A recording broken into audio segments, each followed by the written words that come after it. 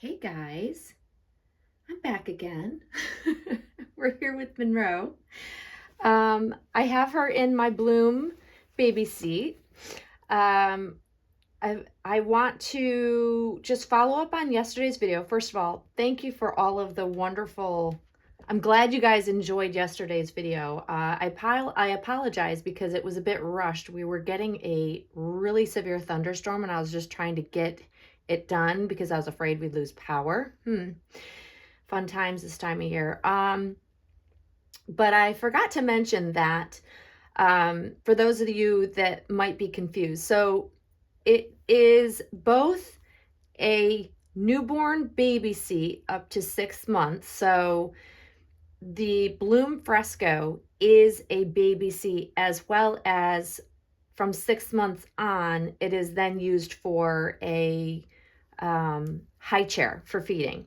So I purchased this however many years ago with the intention of only using it as a newborn baby seat in the fully reclined position, which you see Monroe currently is in.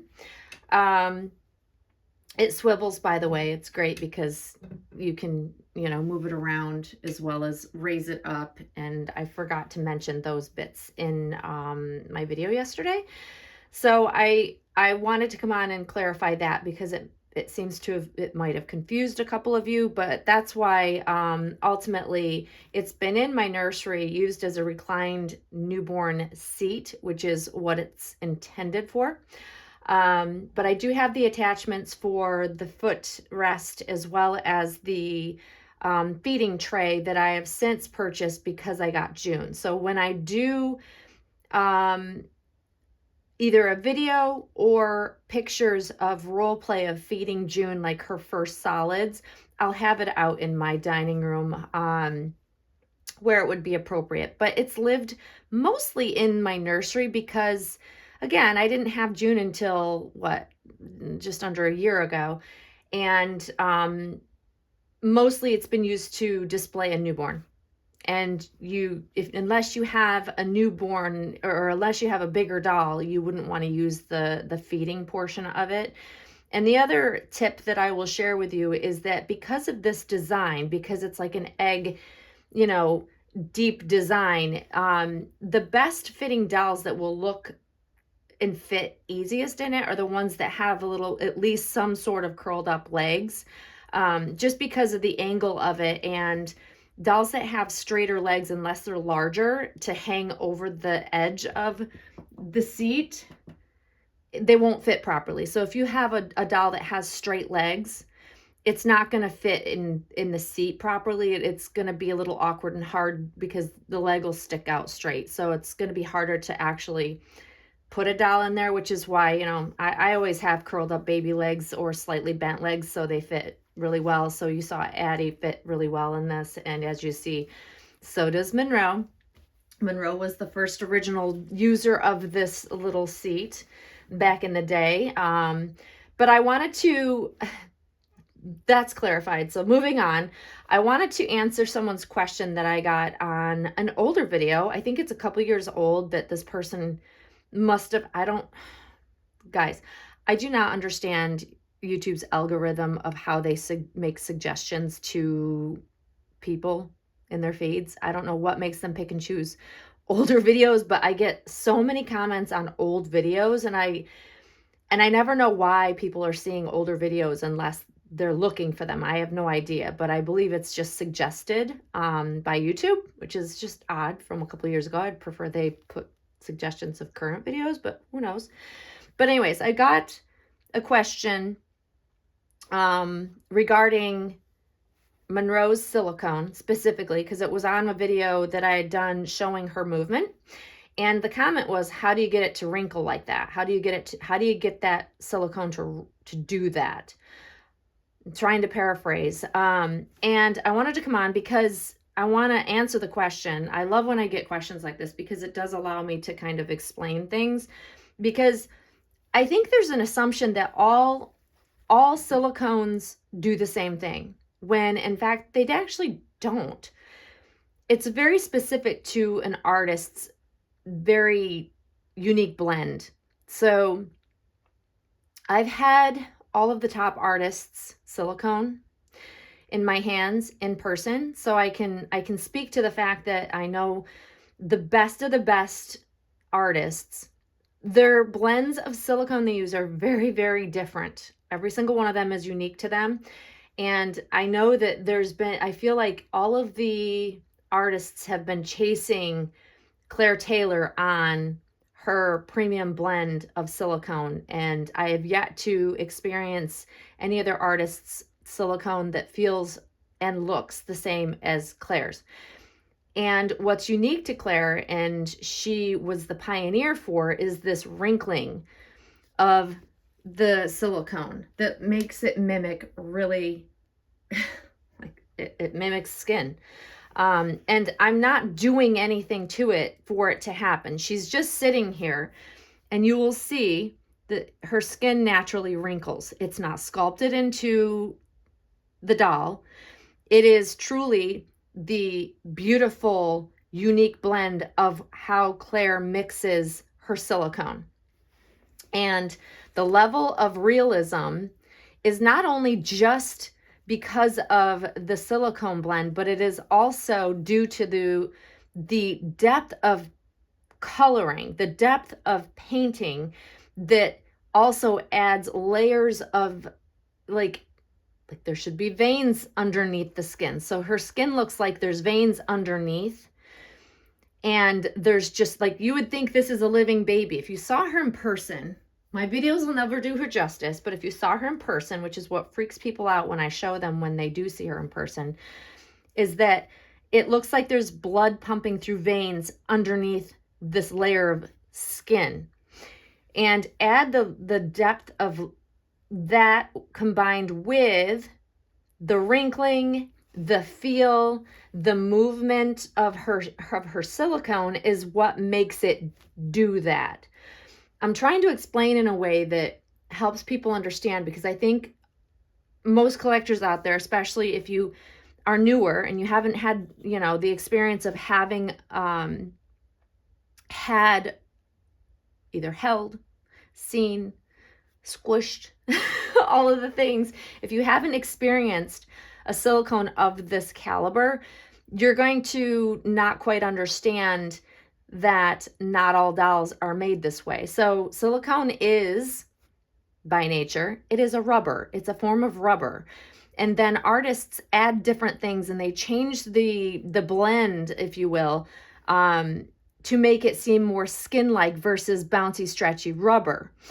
So it's how it's mixed, the specific blend to each artist, which is unique, and then compiling that with, there's texture here that Claire has added, then there's the painting layers that bring this to life so it looks like true living skin.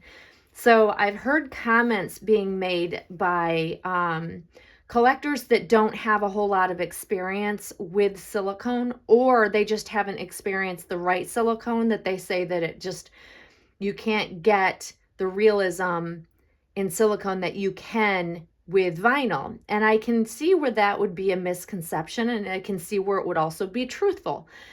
So that being said, like, if you haven't experienced the high caliber that does actually rival its counterpart in vinyl, I would understand why people think that you can't achieve the realism in silicone that you can with vinyl, because, there are less really beautiful silicones painted in a way that does look real, as real, if not more real, as a vinyl. So I think that there are just more seasoned vinyl painters out there. So you have more realism in a larger number of vinyl reborns versus silicone. I'm lucky enough to have one beautiful, very realistic, with so much depth painted in her, the feel of her, like she's the total package, because she just is so alive looking. I wish all collectors could experience this beauty, because it would convince you that yes, silicone rivals and then surpasses some of the very best vinyl reborns painting. Like, this baby is, gosh, it's everything. As much as I appreciate the art of Addie, and I love her, this is just a whole nother level because it's the full package, because it's not just how she looks, it's how she feels. And if you're looking for, that lovely newborn feeling. So if you've recently held a newborn baby, their skin has a specific feel, it has a specific look, and this baby has that look. Like, I was trying to explain to my friend Angela, like, there's a specific wrinkling that only newborn skin does, and once newborns have filled out, they lose that specific look, and it's about the softness of silicone that is able to achieve to mimic that look. And Monroe, and specifically Claire Taylor's silicone, has mimicked that specific newborn look. And it's so hard to put it into words, really, but it's what I crave, and it's probably why I'm so attached and bonded to this baby. Like, just her movements, the way she curls up, it's just all very natural. It's so natural and beautiful that I can never seem to get enough of it. And when I have ever passed on and sold on a Claire Taylor doll and brought home either a Romy Stridham doll or Joanna Kazmierzak doll or others in silicone, it just never was the same. And I craved, when I didn't have a Claire Taylor silicone, I always craved having one back, because specific to the feel, the weightiness, the density of her silicone, Claire's silicone, it's just unique to Claire. And it's what's made her such a pioneer in our hobby. She, to me, I believe she is the very best of the best in her craft, and it's my cup of tea. It might not be your cup of tea, but it is what I love so much about these babies. Like, it's the whole package. And I wish everybody could experience it. Because it's so hard to explain. It's so hard to explain and put into words, because it's also about feel, and it's also about seeing the doll in person, which is also why, going to doll shows is great, because then you get to see a plethora of different artwork in person, which is just so amazing. But this baby still does it. Like, she does it for me, and hopefully you can see the natural wrinkling of her skin, and it's all over her body, like behind her knees, like on her tops of her legs, and the little fat roll. Like, it's just so beautiful and so real looking in person. I just want everybody to see it so that you will then understand it better.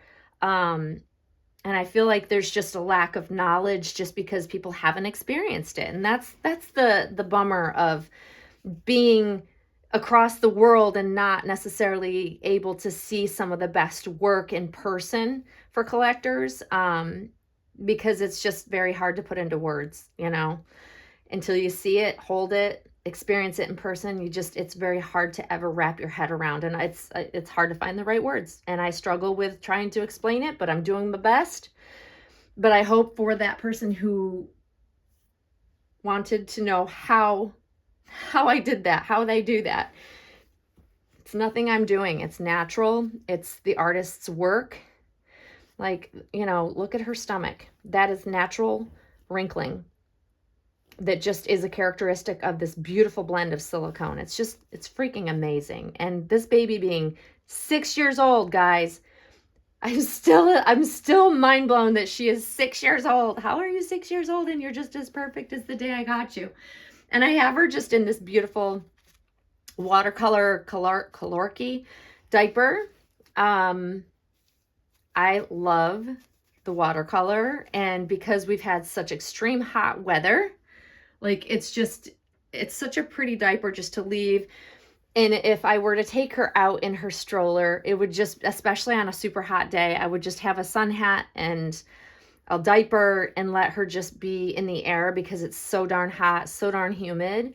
So yeah, that's why I figured this is a good time to share with you guys. But yeah, this silicone is something else. It's something to behold, I have to say.